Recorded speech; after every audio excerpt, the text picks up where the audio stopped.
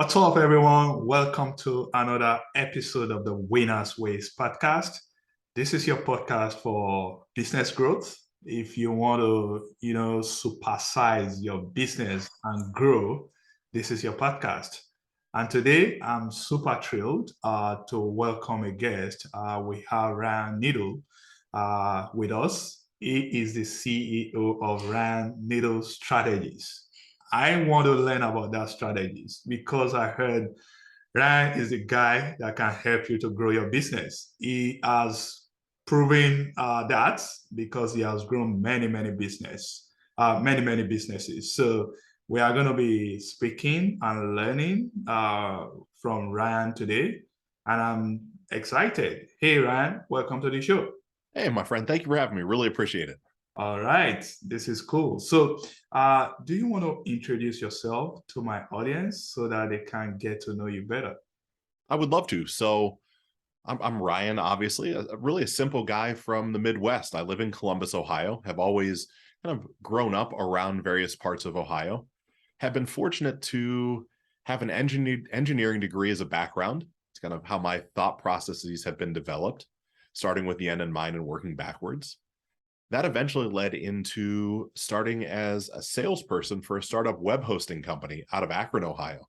And I didn't know what web hosting was. I didn't know what digital marketing was. I just knew I could sell. I had experience in the automotive industry previous to working at the hosting company, and was very fortunate to start off on this ground floor of a really different way to approach web hosting. I figured that out with my partners, and inside of about 2 years, we took this little company from 10,000 clients when I came on board to about 580,000 clients 2 years later.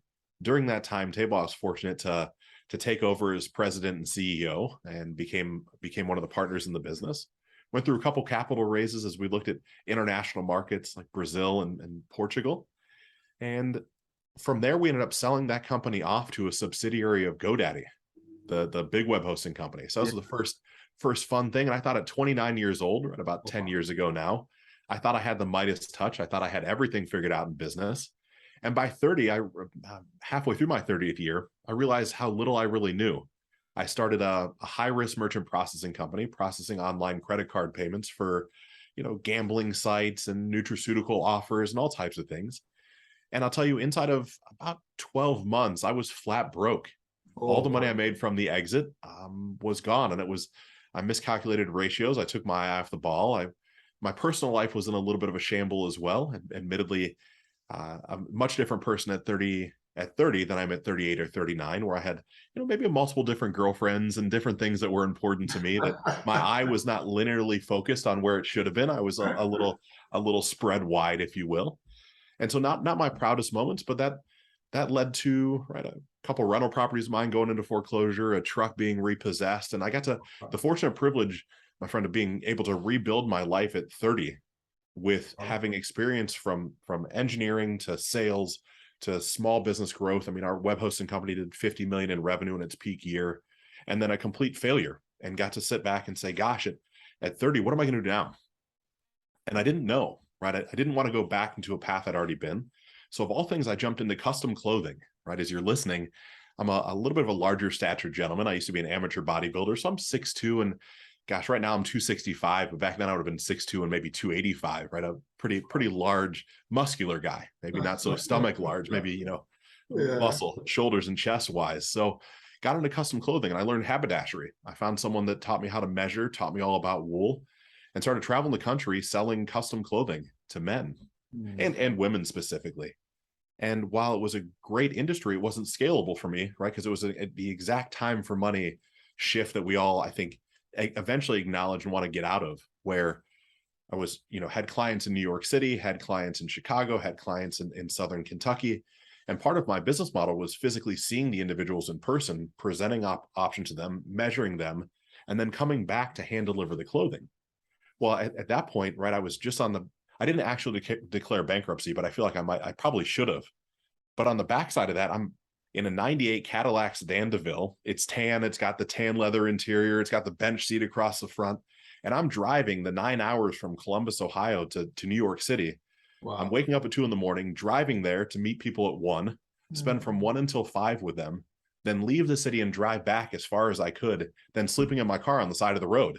And Wow. it's not a poor me story. It was the fact of I didn't have enough capital sitting aside to enjoy the luxuries of a nice hotel room or, great food. It was trying to rebuild those coffers so that I could make different decisions. And as I was going through that season of life, I started realizing not only the power of what I put in my mind, right? Things like, oddly enough, this car didn't have a CD player. It had actual tapes, right? It was old enough it had a tape Oh, player in it. I know those. I know those. Yeah, right. And some of you listening might not have any idea what a tape is, but it's this little square disc that you used to put into a receiver. And so Mhm. I bought books on cassette, and I was Mhm. listening to Tony Robbins things on cassette. I was listening to Jim Rohn's things on cassette, and really just saying, like, man, there's just a different world out there that I haven't considered before. There's a Mhm. different way of looking at life.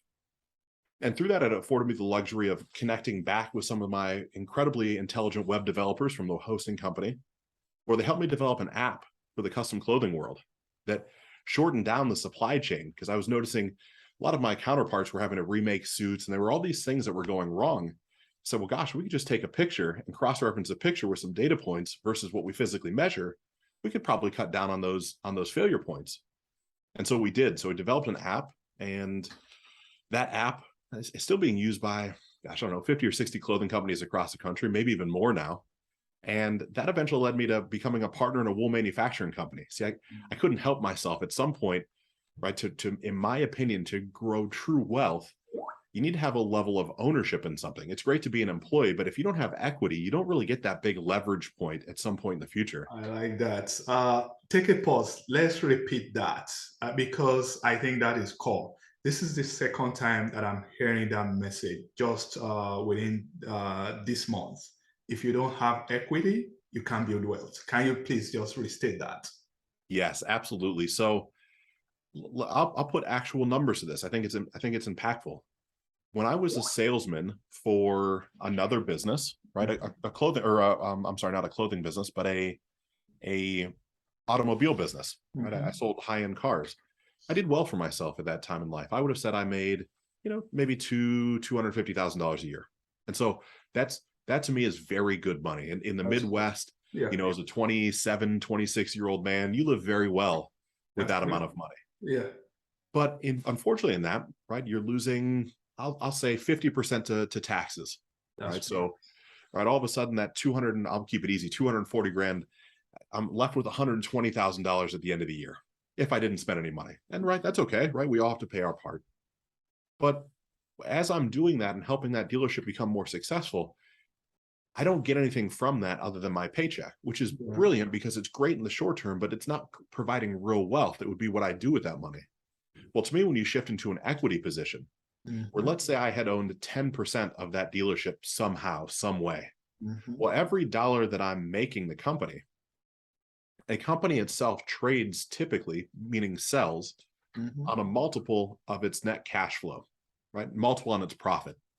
And so a dealership right now would sell at, a 10 to 15 time multiple of profit. So every dollar that I would be making as an owner to the bottom line, right? So there's Right. $100,000 falls down to the bottom line in profit. I'm a 10% owner.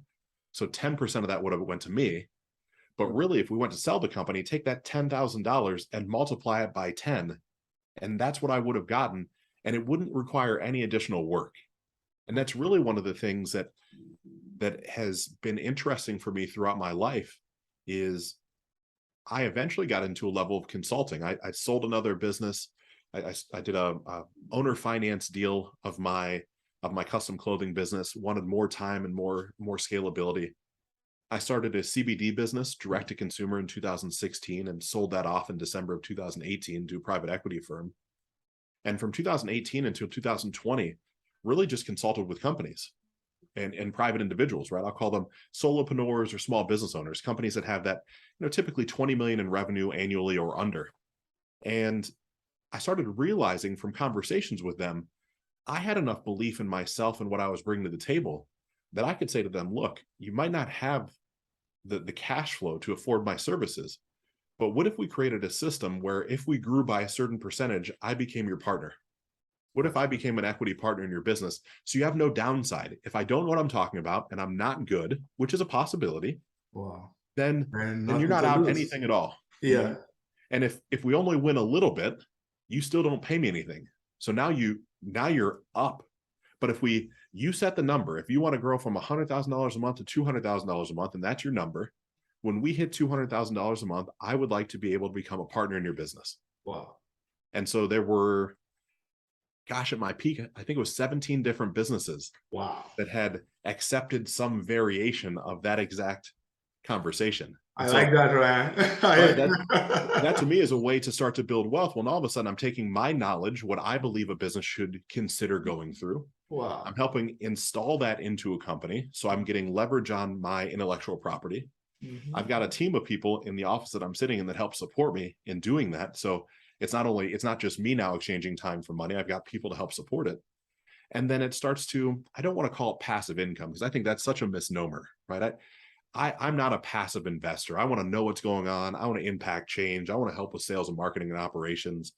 And so by the nature of that, the businesses that I'm a partner in, of all different shapes and sizes, they're not passive investments. But what's not happening is I'm not working 40 hours a week inside of 17 different businesses. Number one, there's not enough hours in the day.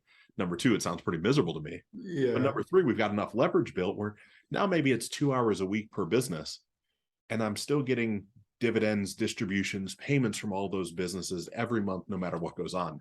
And so that to me is that shift from like, how do you become rich, right? Rich to me, making $240,000 a year selling automobiles, I felt rich back then. I felt like I've made it, right? I had a Rolex watch and a nice car, and Right. life was great. But then becoming wealthy is to me creating these streams of income that are coming in from multiple sources that aren't an exact change of time for money, where I love to work, so I don't step away too often. But if I do, the businesses would still continue, income still coming into the business, and thus income's eventually going to come into my pocket as well if everything goes the right way. So that is so great, Ryan. And I see that you are creating a win-win situation. You are helping all these businesses to grow. And at the same time, you are also taking ownership, because that means you have a skin in the game. You want them to succeed. And that's obviously you work hard to make sure that they continue to succeed. I want to hear from you. You shared with us your low moment. Yes, you started out well in your 20s, making good income. Then you lost it all. And you said you rebuilt yourself. Can you tell us, what did you do? How did you?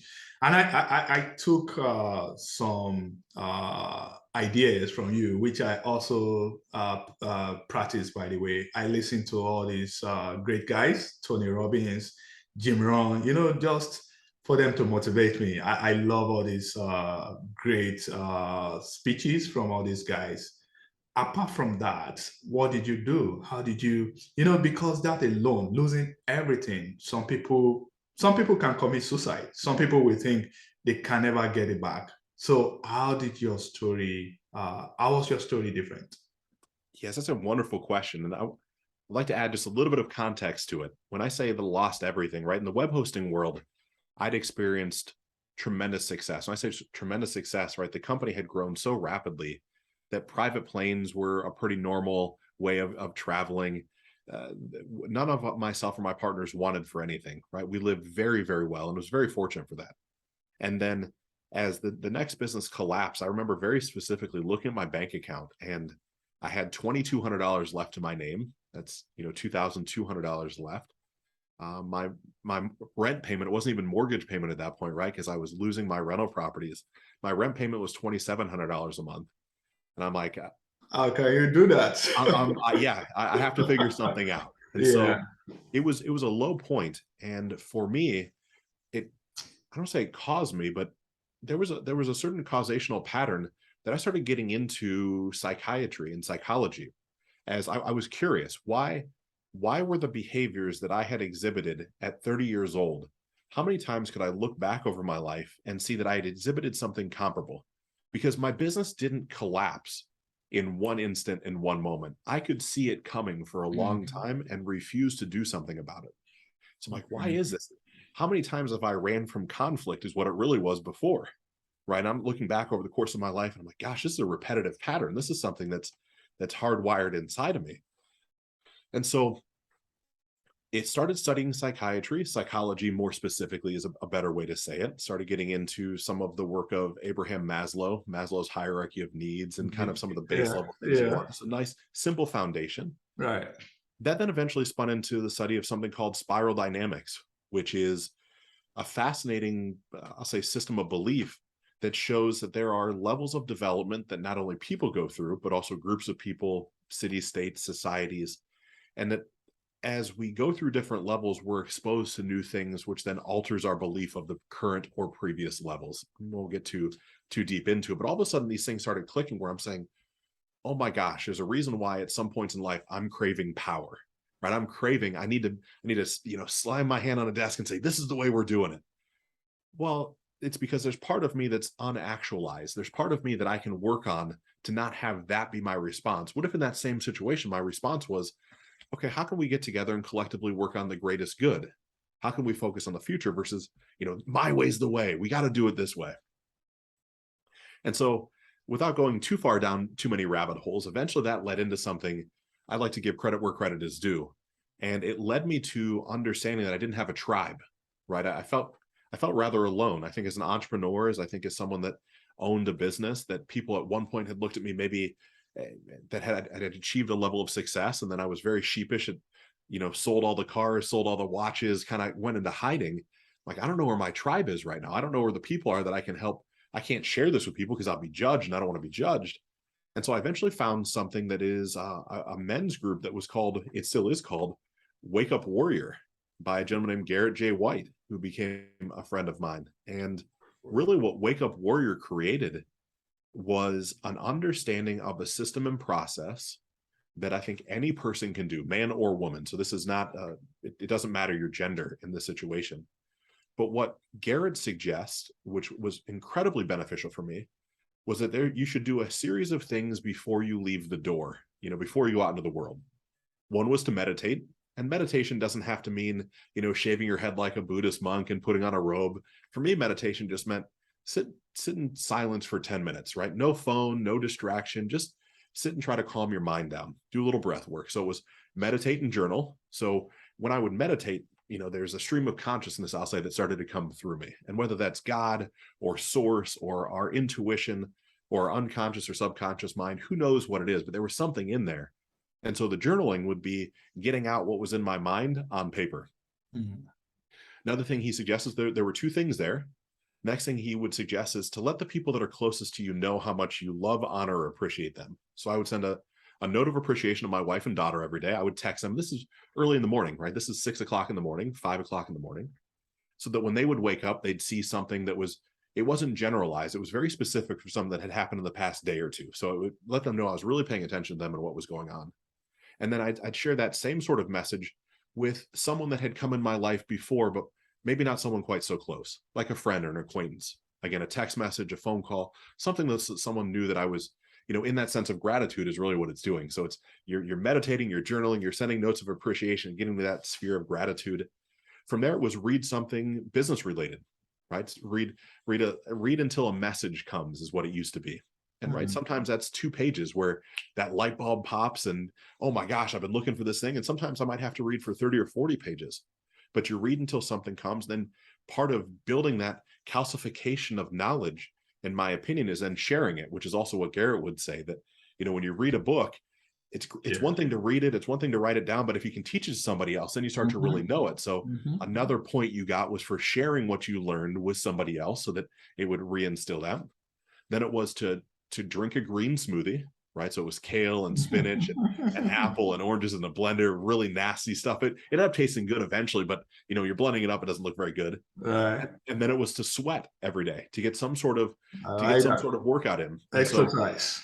Yeah, exercise. So the inside of Wake Up Warrior, which we refer to as the Warrior's Way, that process is called the Core 4. So you do the Core 4 every day before you hit the door, so you're ready to go to war. Because outside your house, the world's kind of not at war with you. I like to think we're all, unified, but there's forces that are coming at you all the time. There's traffic that gets rough. There's something that goes wrong inside of business. it's like the world's not as much in your control. And so by doing those 8 things, which each a half point every day, which would be 4 total points, coupled with something that he called the general's tent, which is on Sunday, sitting down for an hour, looking at what worked over the past week, and then planning out the next week, planning out a date with my wife, 1-to-1, planning out a date with my daughter, 1-to-1, planning out a date with myself, 1-to-1, which is something that us entrepreneurs, I wasn't very good at, right? Doing something just for me, but it was physically then asking my wife out on a date every Sunday. It was asking my daughter out on a date. It was then letting them know, okay, on this day at this time, I'm going to go do something for me, coupled with 3 big initiatives for the week that would get me closer to my quarterly outcome. And so having that system, but then having a group of individuals that were also kind of at the same point in life that I was, looking for a tribe, had success or were successful, right? It was some of both, where there was an accountability because we were all running these little pods together. And so we could call this mentorship, we could call this coaching. I did all of it, right? These were investments. I took cash out of my pocket, which was very difficult back then, right? Because there wasn't a lot of cash sitting around. But that level of accountability and seeing these people that were playing, I'll call it the game of life at a very high level, producing extremely well, great marriages, great relationships, thriving businesses. It became an inspiration for me. It became something of, gosh, these guys can do it. They're giving me the roadmap of the simple things, right? It's success leaves clues. These things are typically very simple. And I had wanted to make them so complicated when it's really, can I just hit singles, right? Garrett would say success swings singles, right? We step up to the plate, the metaphorical plate in the game of business. We want to hit home runs all the time, right? We want the $1 million deal. We want we want whatever it is that we want. And there's something to be said for just, can you get a $10,000 deal every day for 100 days? Because that's, in theory, that could be easier. Right? So that was a really big part of it, is that shift in that time period of life. There was about an 18-month period during that rebuilding process where I stopped lying to myself. I stopped lying to others. I was held accountable by a group of people. I was, doing the core 4 and the general's tent and a couple other things that he suggests. And it just created this internal belief system that coupled with Tony Robbins and Jim Rohn and psychology books and reading, and like all these pieces are going together, where all of a sudden I went from feeling, I was insecure, right? I was doubting myself. I was doubting my business acumen, to this fact of, I don't want to say ultra prideful, but I'm focused, I'm diligent, I'm intentional. And so I think when all of us, right, as you're listening, I think when you're focused, you're diligent, you're intentional on anything for long enough, success eventually finds you, or you find success, whatever it wants to be. But what happened at other times of my life is I would stop before I got through the tough part. Right. And you don't know how long that tough part's going to be. Sometimes the tough part's a couple of weeks, and sometimes a couple of months. And I had a season that was a couple of years of tough stuff. Right. And those things collectively together are just now part of my daily life. I can't say that I do it every day right now. I can't say I do all 8 things every day, but I definitely work out every day. I definitely tell people how much I appreciate them every day. I definitely read every day. I definitely share every day.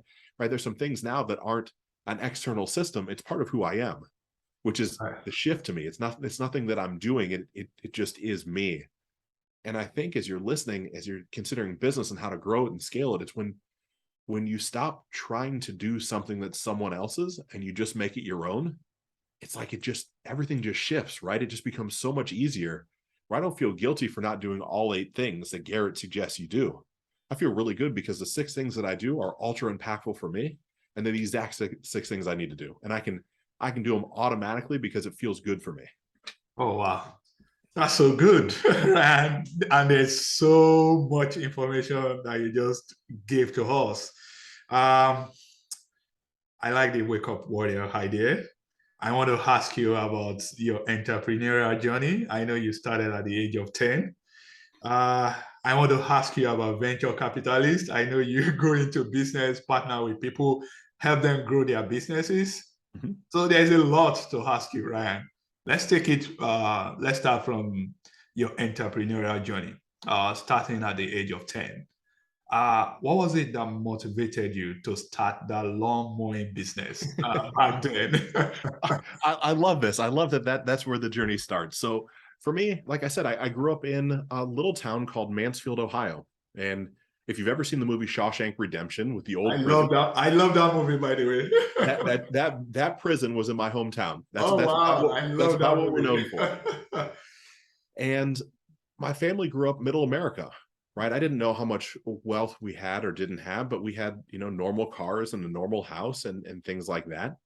And I wanted things that were outside of what my parents felt comfortable buying, right? It was back when Tommy Hilfiger cologne was something that you would wear. It was I back when, love that. Nike Air Jordans were a big thing that they only release at certain times. And my parents said, look, it wasn't if I didn't know if they could afford them or not afford them. My parents just said, look, our value proposition, we don't see why anybody back then, I'll say, would spend $150 on a pair of tennis shoes.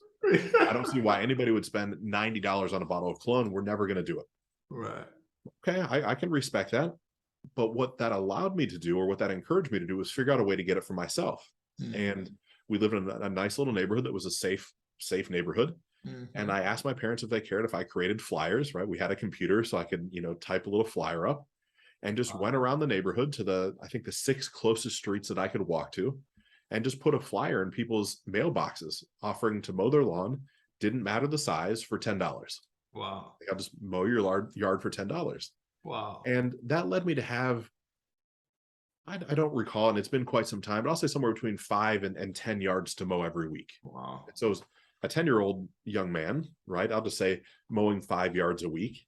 I'm using my family's lawnmower, right? This blue, ugly steel, really heavy lawnmower. It wasn't self-propelled, it was manual, right? Right. And so I had to keep, our gas can always was filled. So it wasn't like I was making all the money, but I was making some money. I had to sharpen the blades and do things like that. But I was making, I'll say, $50 or $70 a week. And it wasn't, I didn't understand scalability. I didn't understand outsourcing labor. I just knew that, gosh, if I can do a good job and ask for referrals, I can grow more and more, I can get more and more yards and then have more and more money. And so what was fascinating about that endeavor is that ended up leading me to, at 14, in the same neighborhood, a neighbor kind of adjacent to us. I didn't know anything about him, but he had asked me to mow his lawn as well. And eventually he offered me the opportunity to take care of various properties he owns and vehicles that he owns. And he had a very successful, and I believe still does have a very successful business that's all over the country. And so I had no idea, right? Because we're in a very, just kind of middle American neighborhood. And so I'm starting to take care of his cars and his properties and all these things. That's turning into a job. And the job, again, at 14, I'm making, I don't recall, but 15 to 16 bucks an hour. It was something that it was definitely very good back in, I'll say, 2000 to 1999, 98. And so it went from mowing lawns, really, if there was a message or a lesson to come from that, it was, right, when there's something that you want that you don't know how to get, there's almost always a way to get it. You just have to think about a problem that somebody else has and figure out a way to solve it. And the problem that people had in our neighborhood is they wanted a nice lawn, but right, everybody's working a job or two, right? You can see people's lawns that are taller than others. So, okay, I can go solve that problem. I can get paid for that. And that was, again, out of greed. I don't think that greed is necessarily a bad thing. The only reason I started mowing lawns is because I wanted Air Jordans. I wanted the patent leather Air Jordans, and I wanted Tommy Hilfiger cologne. And that from, I'll say, consistently doing the right thing led to an opportunity that I just said yes to. I think that's another one of those lessons, is when a door opens, I didn't have to know about like what this guy's businesses were. He could have told me, and it wouldn't have mattered at 14. I didn't know where his properties were. I didn't know anything about the guy. He just said, if you want to do this for me full time, I'll pay you this much. Come down to my office at this day. Here's the address. Okay, I'm there, right? I don't have to know anything more than that at all. And so, that was a pretty impactful time in life. And I ended up working for him from 14 until, gosh, I think it was 19 or 20, right? And it just an incredible amount of lessons and generosity that man bestowed upon me, from just showing me more and more of what I'll say an upper class lifestyle would be. I think so much of it that I'm fortunate on is I got to experience things that weren't normal for middle class America, right? I got to experience new car purchases. I got to experience trips that were more, 5-star, and to see that these things, it was creating these beliefs in myself that I didn't realize back then, but can acknowledge now. We're in the same neighborhood, we're in the same town, but this man's life doesn't look anything like my family's life. And so if he can do it, then I know I absolutely can, because he wasn't college educated. He was just a very hardworking, very driven, very intelligent man that just didn't take any grief from anybody, right? He was very direct. You knew where you sat with him at all times. And so those lessons now is I'm probably close to the age at which he met me. If I had to guess, I bet he was, mid 40s when he employed me. I don't know for certain. Yeah. And I'm, 38, 39. It's like, gosh, it's to be able to help young individual those sort of lessons is a really impactful thing to be able to do. Oh wow. Everything that you've shared, I'm so much impressed. And I know people that will be listening to this, they will be, encouraged as well. I know you have these 148 proven profit processes.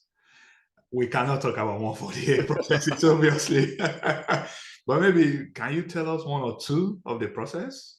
Of course, absolutely. So part of what I get the privilege of doing inside of businesses, and whether it's a consulting type of environment, whether it's a conversation like we're having now, Mm-hmm. is, or whether I become an equity partner, it's looking for hidden assets that someone might have, right?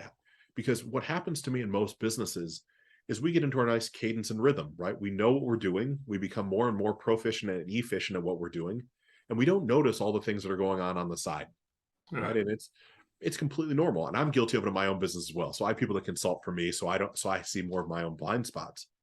And if I look at some of those profit processes, one would be, let's talk about how you're monetizing your data, Mm. right? So most people, right, I might have a website and an email list, and I'm going to send you emails that are promotional emails about my own brand.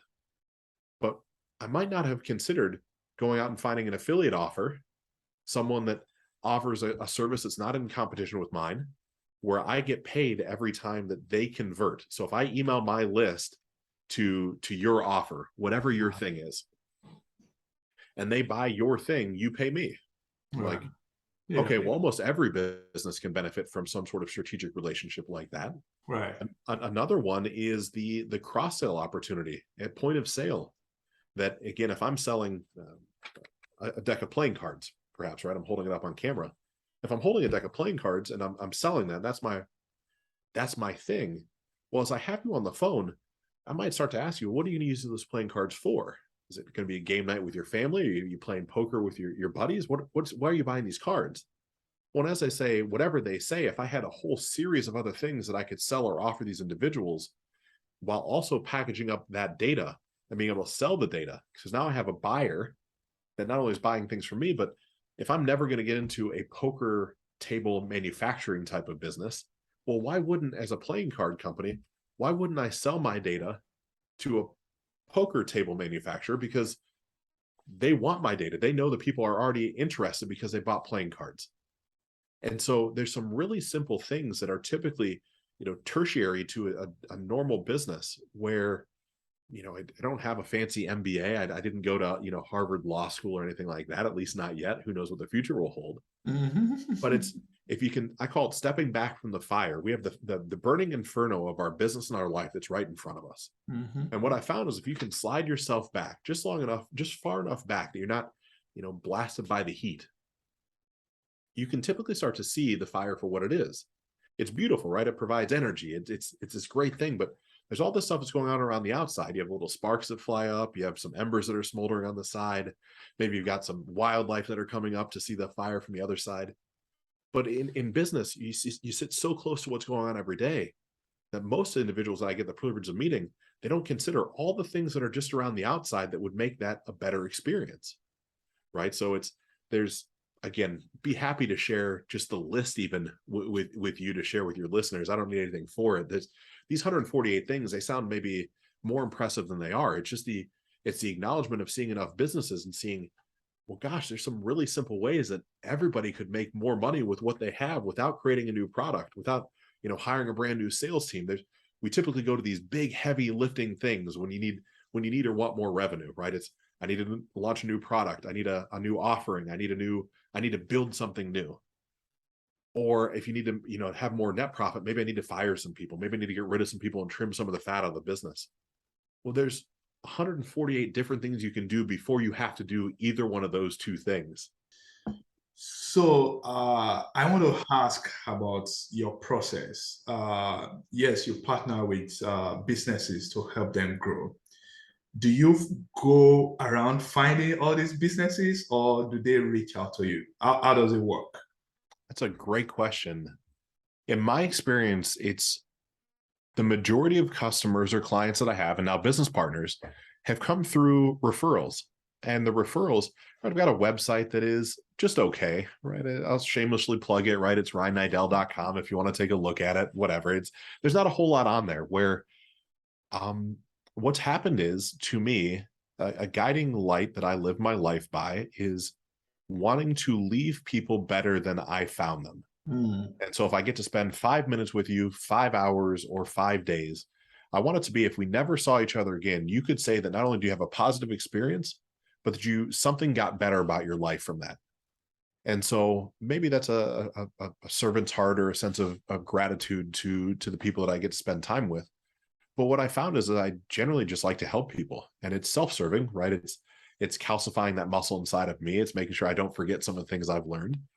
But what ends up happening is I meet these individuals, and right, there's no agreement. I'm not trying to pitch for business. That stuff doesn't really much matter to me. Things just seem to work out. But as I found in just, I'll say, always doing the right thing. And when people say, hey, what do you do for a living? Eventually comes up, right? It's kind of normal, I think. I say, I own a couple businesses. I help some businesses grow. A little bit of everything. I don't say I downplay it, but it's just my life. It's just right, the largest business that I have a large piece of ownership in. I've helped grow from 5 million in revenue, and this year we'll do about 105 million in revenue. So I'm really comfortable in that $0 to $100 million mark. That's kind of my sweet spot. And eventually, when someone sees that I'm not trying to sell them, they'll ask a question, right? And who knows what the question is? Hey, my sales have gotten a little flat. Have you ever experienced that before? Well, of course, right? I think anybody that says that they haven't experienced that would probably be either very early in business or probably lying to themselves or lying to you. Absolutely, eventually that happens. So let's talk about a system or a process. I like to work on processes and then people. I think sometimes as entrepreneurs, I call a lot of us become accidental entrepreneurs, right? That you had a good idea, maybe you're working for somebody else, you stumbled into something, and by accident, you now own a company. And you didn't get that chance to, again, scoop back from the fire, take a step back and consider all the possibilities. And when something's worked, you don't try to re-engineer it, right? Because if it's not broke, you wouldn't try to fix it. Fix it. Yeah. And so things like sales processes, where I sit down with even just a friend that I've met and say, hey, let's just go through your sales process. Do you mind if we just look at your website, or do you mind if I cold call your sales staff? Like, let's just see what's happening. And very typically in those sort of situations, right, there's something that a fresh set of eyes points out. It's never that the business owner's uneducated or uninspired or isn't driven. It's never those things. It's just a fresh perspective. And so I found, I'll do that over a period of time, and someone's like, oh gosh, that's a really good idea, thank you. And then we go back to talking about normal life, whatever that would be. And it might not be that individual ever calls me again. They might never want to do business with me. It could have just been that we became friends. But a few weeks later, a few months later, I get a call from someone else. Hey, I was with John last night, having a bite to eat, and John brought up your name as somebody that did this thing for him. Could we talk about what it would look like if we do it for me? Sure, right. And it's always the same conversation where it's, look, I don't know if I can help you. I don't. It'd be foolish for me to sit in my position and say I'm absolutely certain I can help you. What I would love to do is spend 30 or 45 minutes just getting to know you and your business. I want to know what's going on. I want to know where you've come from and where you're at now. I'd like to know, in a perfect world, where do you end up? And what do you think the things are that are slowing you down from getting from where you're at now to where you want to arrive to? And if there's things I've done before or things I feel really confident in, I'll share them with you. And if I don't know how to do them, I'm also going to share with you, I don't have any idea how to do that. Right? I don't have something to sell. And I think quite often that's been one of the differences for me as my career enterprises have grown. I'm not trying to sell somebody something. I only engage with someone when I'll say I'm the most selfish consultant in the world. I will not engage with someone unless I am 150% certain I'm going to massively exceed their expectations, right? Because it's not going to help me. It's not going to help the person I'm in front of.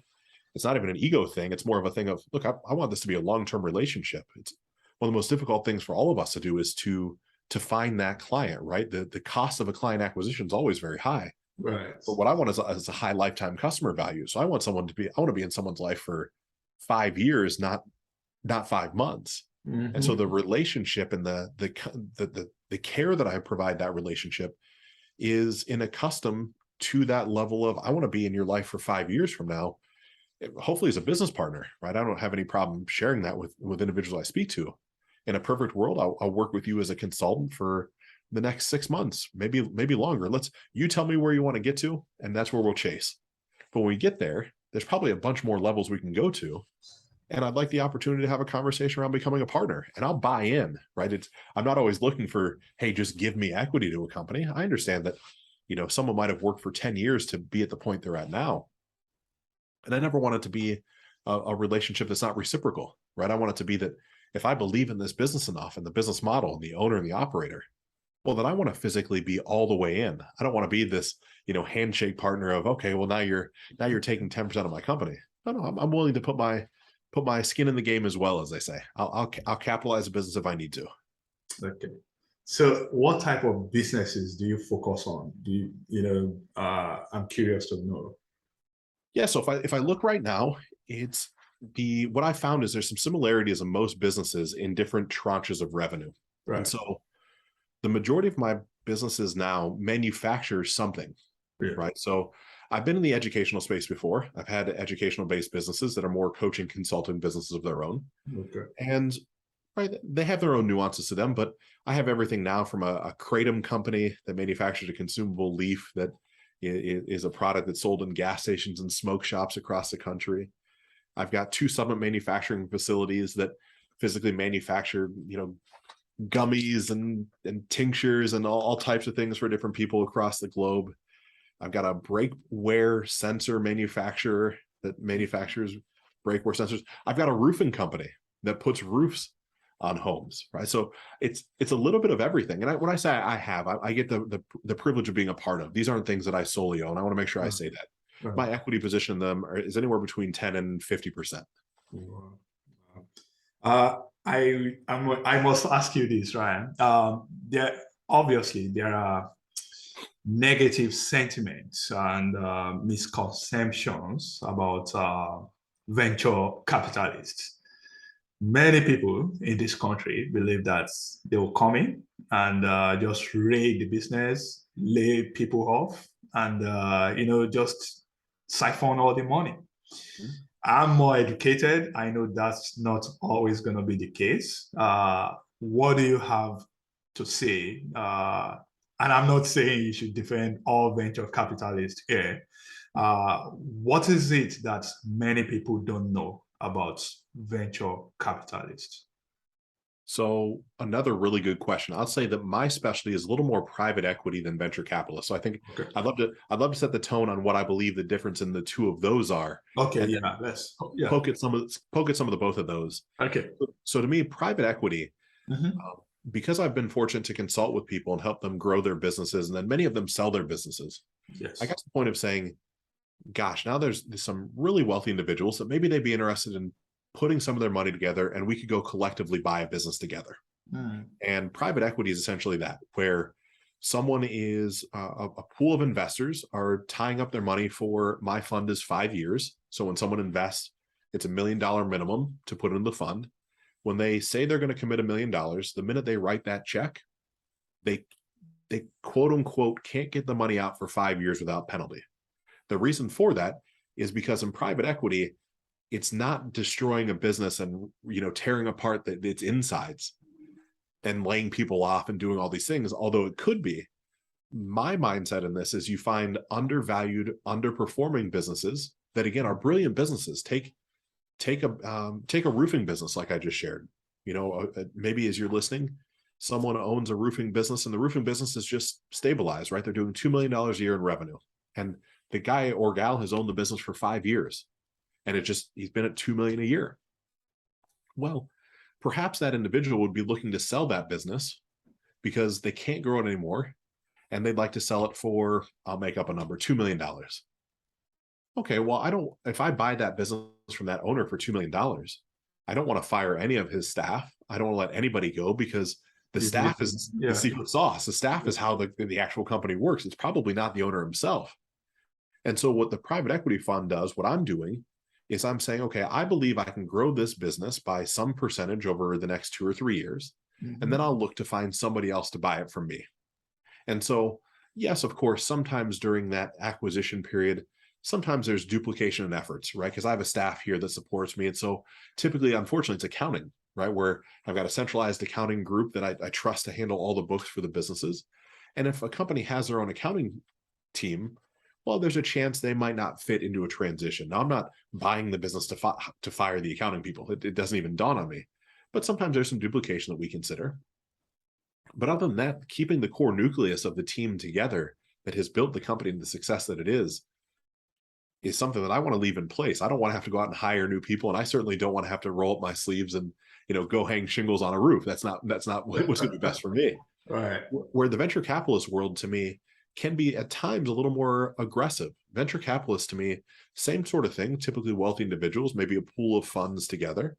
But venture capitalists, in my experience, focus a little bit more on early stage startup businesses. They're going to start on things that they're going to come in and put cash down and maybe a line of credit. They're going to want their hands in the business a little bit, but they're going to take large chunks of equity from the business that can hamper its growth in the future. Now, I'm not against venture capitalists. I know a lot of venture capitalist guys that are really great guys, and I know a lot of private equity guys that are really big jerks. So it's certainly not a one size fits all type of conversation.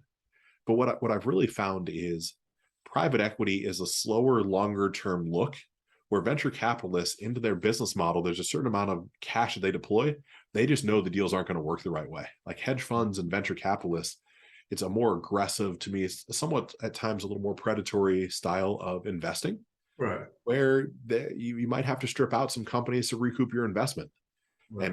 And at least in my world, in my personal private equity fund, it's really conservative. It's not meant for the hyper growth. Now, I wouldn't be against a hyper growth company, of course, right? Because then everybody wins. Oh, yeah. But I'm looking for those companies that are 3 to 5 years old or older that have just hit a place where they don't know how to grow anymore. And the owners are just kind of bored. And so that's really how the consulting comes into play, right? I'm having the conversation from a consultant standpoint. I'm seeing these opportunities and I'm sharing, look, I'll give you the roadmap. I'll help you. But on the background, if you just want to cash out right now, here's about what I think your company's worth. Now, if you take that, I'm still going to do the same thing I just told you should do. But if you don't have the stomach or appetite to do that, myself and my team do. And I don't want to let go of anybody in your team. So specifically, I would rather have the owner maintain, 15 or 20% ownership, even when I buy it, because I know I'm going to sell it again. And I want him to win, him or her to win the second time over. Again, if they maintain 20% ownership and I buy 80%, and then I grow the business by 500%, well, that individual just sold this company twice for the same dollar amount. That's right. Right. He or she has won 2 times over. That's right. Which is really, to me, the way the world should work. I think at a certain point, most deals can benefit everybody involved. And I think too often, especially as we get in the investment banking world, I don't care if it's private equity, hedge funds, venture capitalists, everybody's looking for like that last nickel. Everybody's looking to just grind everything out of it and make sure they win. And in their mind, it's a zero-sum game that if I win, you have to lose. And I've approached deals much differently than that. Now, they're smaller deals, right? My deals are $20 million and under are the deal size. But I like knowing that I can see a business owner that I bought his business walking around anywhere in the world, and he or she would want to sit down and have a bite to eat with me, and we'd be friends, and it wouldn't be like, man, you screwed me over, you took my business, you fired my employees. Like, right. That just doesn't make me feel good. I'm more of, I'll say, I'm not comparing myself with this individual at all, but more of a Warren Buffett type of methodology, right? His thing was invest in good companies with good operators, with good profit margins, and help them just operate a little bit better. Right. That's it. It can be just that simple. Yeah, I like that. Thank you very much for clarifying that for us. That's very important. So as we are rounding up, Ryan, what is success to you? Oh, wow. What a question. That is such a profound question. My opinion of success has changed quite a bit. At this point in my life, success is the ability to choose to do what I want, when I want, with who I want. I like that. I like that. When I have When I have the ability to do any of those things at any time, I'll feel that I'm successful. Okay. So, Ryan, you mentioned something. You said you like to leave people better than you found them.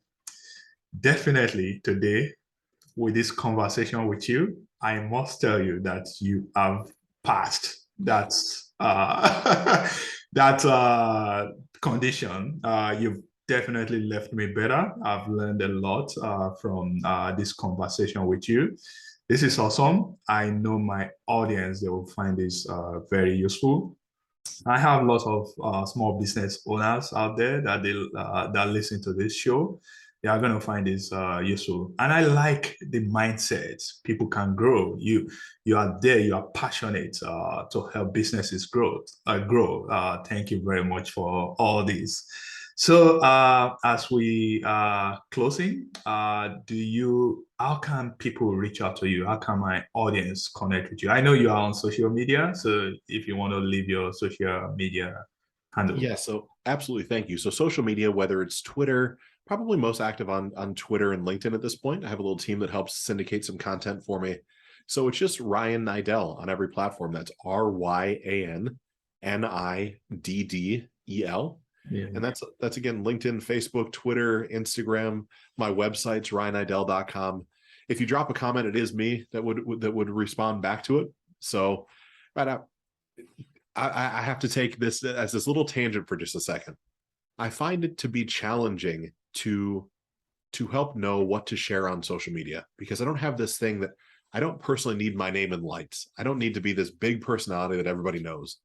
What I do want to do is, again, just make sure that what I share helps someone do something different. Mm-hmm. And so there's this back and forth where, people at this point come to me and offer me their services, right? To follow me around with the camera maybe, and, make me this big personality. And everybody's got a sales pitch, and I respect that. But what's most important to me on all my social handles is that I just am actually sharing what really works real time. It's not hyperbole. It's not something I read in the book that I don't know if it's going to work. It's real life things that I'm really going through. So again, if you follow me, I would love to connect with you. Feel free to drop me a DM. It'll be me that responds, and really appreciate it. All right. Thank you very much. It's been fun, Ryan. Thank you for your time. Yes. Thanks for having me.